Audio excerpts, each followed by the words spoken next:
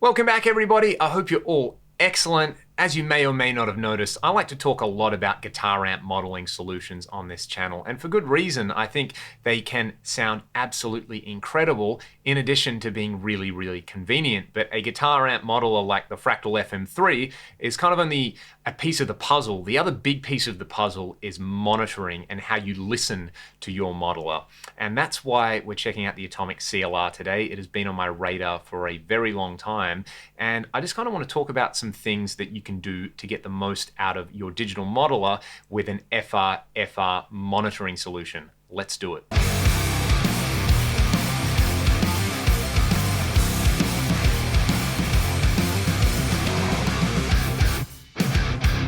So this is the CLR. It is a wedge-shaped FRFR specifically designed for guitar modeling devices, and you can use it like a wedge on the floor, or you can put it on its side and kind of use it so it looks a little bit more like a traditional guitar cabinet, or you can stick a pole in it and use it like a PA speaker. And there is a set of switches on the back which lets you optimize the performance of this particular unit for those different applications. And that's really important. When I unboxed this, the switch on the back was set for the pole configuration, and I put it on the floor like a wedge, and I was like, this kind of doesn't sound the way I remember a CLR sounding. As soon as I hit that switch to the wedge setting, it kind of came alive and it sounded way more appropriate. So there are settings on the back. If you get one of these and you unbox and you're like, this is a bit underwhelming, that's the first thing you have to check. I've been through that. There's also a really nice little handle on the side, which is pretty nifty. And on the back panel, you've got your normal set of connections. Now, the cool thing about this is using a neodymium speaker, so you can kind of, you can't throw it around with one hand. It does have a bit of girth behind it, but it is like nowhere near as heavy as something like a Marshall cabinet or something that I used to lug around in my younger days, and I certainly don't miss that. Now, if you're looking for a review of this thing, there are major, major limitations around recreating the experience of playing through a monitor over YouTube. That's just the nature of this format. It's kind of like if you wanted to watch a cooking video and you wanted to have smell-o-vision. At the moment, it's just not going to happen unless there's some like major breakthrough in the technology we're using. So basically, I think this is very good. I've had it for a couple of weeks. I've been playing it at really high volumes and really enjoying it. I really, really like the low-end response that you get out of this thing.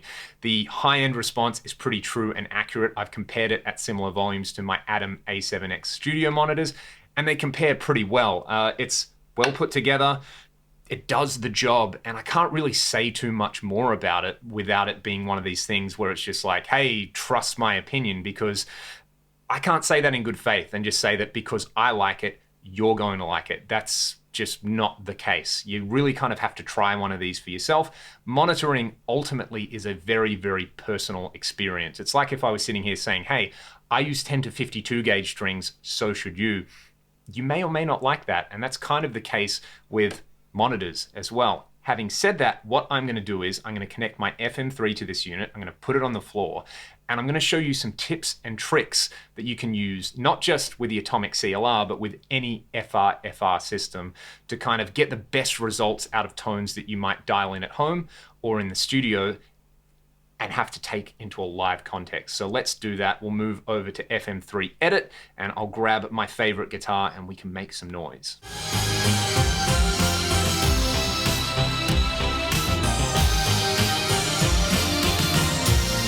Let's get started with the preset that I've dialed in on my FM3 using my Atom A7X studio monitors. I love these monitors, and I find that tones that I dial in on them generally translate well to different systems with a few minor tweaks. So this is the DI sound. What you're about to hear is the direct output of my FM3 going straight into my interface. Kind of cleany sound on the neck pickup.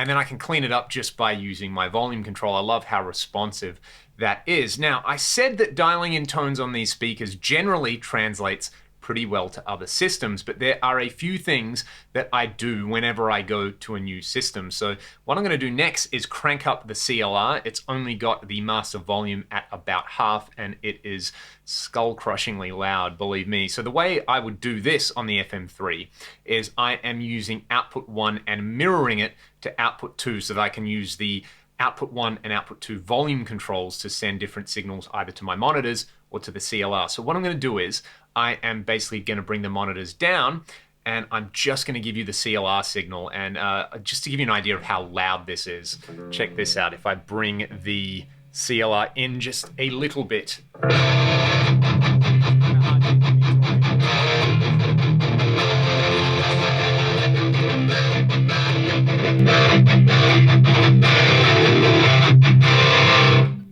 That's thumping me in the chest. It's like pulverizing my ears, and there's all the things that we know and love about the so-called Fletcher-Munson effect taking place right there. The upper mids are just so more pronounced. My ears are so much more sensitive to them, and the perceived low end and high end is really blown out. So this would be the first thing that I do before I tweak anything. If I walk into a room and I'm using a new system or I'm using something like the CLR, the first thing I'm going to consider is IR choice. So let's take a look at the cab block. And I'm using this IR that I made of my Marshall with vintage 30s. So let's try this. I'm going to leave the level where it is. I'm going to move over to a different IR. I'm going to move over to a different cabinet. The same speakers though, so this is an oversized Mesa cabinet with V30s that I captured an IR of, and compared to the Marshall, I mean, you can hear for yourself.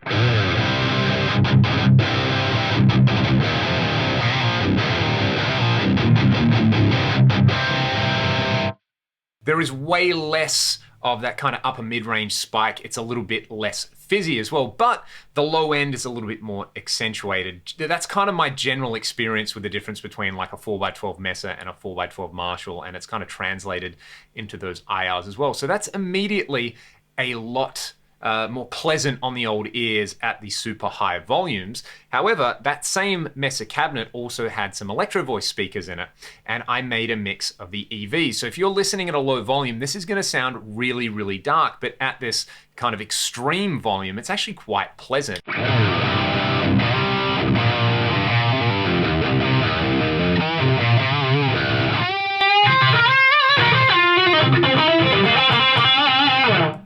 Now the volume level is the same. I'm still getting that kick in the chest, but it doesn't feel like there's an ice pick in my ears. So IR choice is a huge one. If you feel like your FRFR is way too harsh or something's way too pronounced, a good starting point is to change up the cab block, because that is going to have a massive impact on the overall tone. Now, once you've done that on the FM3 at least, there is an awesome feature in the amp block speaker impedance curve modeling. And this is kind of like a feel control to me. This will give you a kind of different cabinet style feel. I know it's designed to be used when you're using a power amp and a real cabinet, but I find it really, really helps when you're using something like the CLR. So just to give you an example, I'm going to swap from this IR curve, the 4x12 USA lead. I'm just kind of going to chug the low strings, and I'll give you the room mic so that you can hopefully catch some of that resonance. And I'll move over to two of my other favorites, the 4x12 Recto Straight, which has a massive, massive low end spike,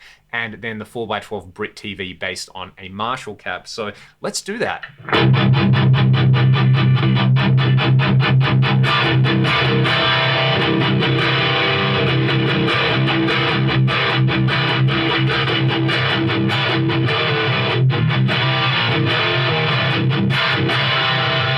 Hopefully it translates there. That recto impedance curve when I'm recording is really, really lovely for the low end, but it is just like filling up the room with this really weird resonance. There's too much of that low frequency resonance happening there, whereas the 4x12 Brit TV, as you can see from the graph as well, doesn't have that massive spike there. It's actually way more pleasant at these high volumes, and the high end is slightly different. It just kind of basically changes the overall feel, as I said there. So they're the two really big things in a Fractal product anyway that I would go to. The speaker impedance curves, I don't think there's anything else that kind of does that, but the cab block thing, you know, any modeler worth its salt is going to let you load IRs in there, and choosing your IRs is going to make a massive difference. Right, the next thing that I would do And I do this in all my live presets because, as I was saying, if I've dialed in something on my studio monitors and I want to take it to another system, or I want to take it to something like the CLR, I just kind of rely on this. What I'm going to do is I'm going to put a parametric EQ after the cabinet block. And the reason I like this is because if I'm at a gig, it's way easier for me to just edit the parametric EQ block than it is to go to the global EQ, or it is to go to like the cabinet block and scroll through menus. This is pretty instantly accessible on the FM3. So what I would do is, let's go to the cab block, and I actually did have a little bit of low cut and high cut. I will leave those wide open. I'm going to do everything in this parametric EQ. So the first thing I'm going to do is I'm going to set frequency 1 to be a blocking type, and I'm going to go for a really extreme slope there, because if I'm hearing something in there below like 80 hertz or 70 hertz, I basically just want to get rid of it. It's kind of useless to me in a band context. And we will do the same thing for frequency 5. This is going to be our high cut. And I'll set this, 6500 is normally the magic number for me. And I'll also use these very steep filter slopes. If you're not using a Fractal, like I said, if you're using something like a Helix, amplifier, Kemper, use the steepest slope you can. In my experience, this seems to work the best. So I'm going to set this low frequency to 100. Now, normally I would start at like 80 and 10K, but I already know this is super bright coming out of the Atomic. So let's do this. I'm going to leave the EQ wide open. I'll let you hear the direct signal, then a bit of room mic, then I'll kick this EQ in. And again, if you're listening at low volume, it's going to sound really dark, but in the room, it makes a world of difference.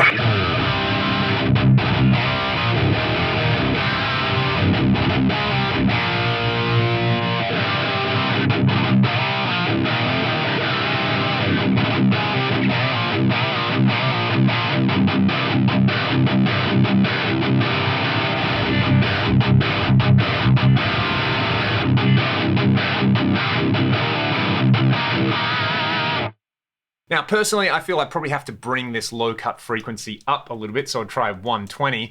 The high end isn't feeling like a razor blade going through my skull at the moment, so I'm going to leave it at 6500. But don't be afraid to bring that down if you're playing on like a really big PA, or you've got, again, something like a CLR and you've got to turn it up even louder. Normally, the louder I turn up my wedge, the more that high cut goes down.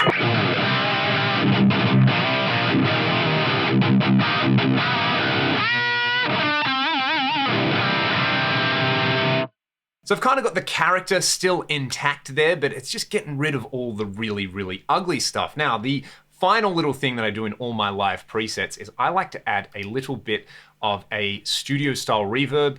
You could try a room style reverb if you want to do this. And I just set a really, really subtle amount on the FM3. The Recording Studio C is my favorite. I'll normally set the mix to about 8%. And I'll set the time to maybe 0.5 seconds. You can play around with this a little bit. This essentially is going to take out that directness from there. And, you know, a real guitar cab is a very directional thing. And most of the time, well, in my experience, every time I've used a cab, I normally try not to stand right in line. I always like the sound kind of off to the side. And this just gives me a little bit more of that kind of feeling when I'm playing through something like the CLR. So again, same thing. You'll hear the direct sound with and without the reverb, then you'll hear the room sound. The room sound, you know, I've said it before, it's not ideal, but it will at least give you a taste of what's happening in the environment around me.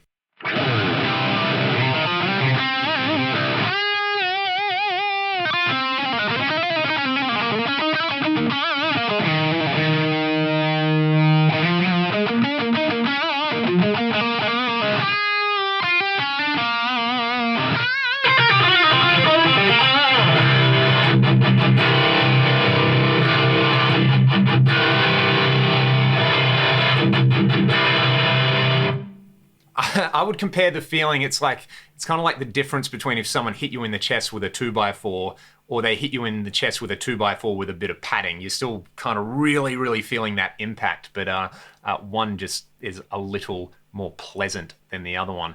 So that's pretty much what I do whenever I'm dialing in a particular preset for an FRFR system. I would start with my studio monitors at kind of a manageable volume, and then I'd use something like the CLR, or when I get to a venue, I'd plug into the house system. And I would have these steps in place easily accessible. So changing the speaker impedance curve, changing the IR if I need to, and I know I basically only have 4 or 5 user IRs in my FM3, and they're based off my real cabinets. I captured them myself, and I find that just kind of lends a level of personalization to your presets. Then that parametric EQ block on the output that you're monitoring through. One thing that you can do as well is if you're sending a signal to front of house and you're sending a signal to the CLR, is use output 1 for front of house and use output 2 for the CLR. So on the FM3, you could do this. You could add output 2 up here, and you could draw a connection. I would do something like this, where I'd move that. I would run signal to output 1 through here, bypassing the EQ, and then I would run signal through there, so that basically my parametric EQ is only affecting my personal monitor, and then the sound guy can do their thing, I can do my thing with the parametric EQ. I definitely don't have this connection in here. I might even put the reverb on there as well, and then if front of house wants to add reverb, they can do that. I think part of it is with this, you want control, but you also don't want to micromanage your guitar sound. You know, I always like to say that, you know, if you're playing venues where you have to do a bunch of this stuff, then the outcome's probably not as important as you think. If you're playing somewhere where the outcome is really, really important, you're playing a huge room to a lot of people, well, then you've probably got somebody doing front of house, and you've probably got a really good system going anyway. So take care of that stuff. Let the front of house person do their job. Unless you are the front of house person.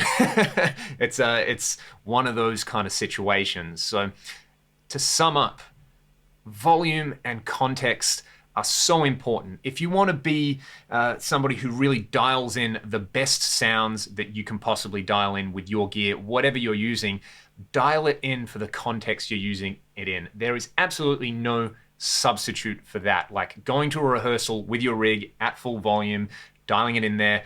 Try these tricks out, because I find these are the quickest and the easiest ways to, you know, compensate for the differences in your kind of tones you might dial in the studio or at home, and then a live tone. But also take that time at rehearsal or take that time at sound check to implement these tricks. Don't just think that there's just, you know, I wish there was a knob that I could just press and then my presets would magically work on every single system. That is A, impossible, and B, it's kind of missing the point. You know, if you're playing music, part of the magic is that it is different in every room. It's different with every band you play with. It is all about a human interaction. And because of that, you do have to spend a little bit of time using the tools at your disposal to tweak these tones. So yeah, in essence, the Atomic CLR is very good. As I said at the start of the video, try one for yourself. There's really no substitute for being in a room with one, and there are massive limitations around this format when it comes to demoing a piece of gear like that. I am going to do some other videos with the CLR, say next to real amps, in the near future. And when you're dialing in tones, you know, try these tricks with whatever model are you using. Try them in context at the volume you intend to use them at. I hope there was some useful information in this video. If you have any other questions, please let me know in the comments. Until next time, stay safe, be good to everyone, and yeah, thank you for watching.